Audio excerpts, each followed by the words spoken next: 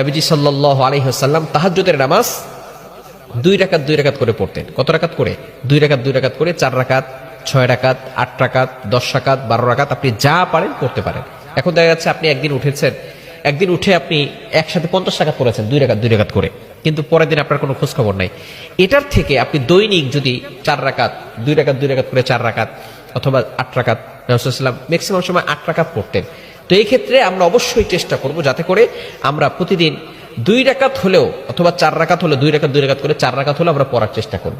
একদিন উঠে অনেক পড়লাম, এই আমলের থেকে আল্লাহ পাক রব্বুল আলামিনের কাছে ওই আমলটা বেশি প্রিয় যে আমলটা অল্প হলেও প্রতিদিন করা হয়, দৈনিক করা হয়। এই আমলটা আল্লাহ তাআলার কাছে বেশি প্রিয়। এজন্য আমরা দৈনিক যখনই উঠবো উঠে আমরা অবশ্যই 2 রাকাত করে 4 রাকাত পড়তে পারেন, 6 রাকাত পড়তে পারেন, 8 রাকাত পড়তে পারেন, এতে কোনো সমস্যা নাই। তৃতীয় নাম্বার হচ্ছে মোস্ট ইম্পর্টেন্ট পয়েন্ট, সেটা হচ্ছে অনেকেই মনে করে যে প্রথম রাকাতে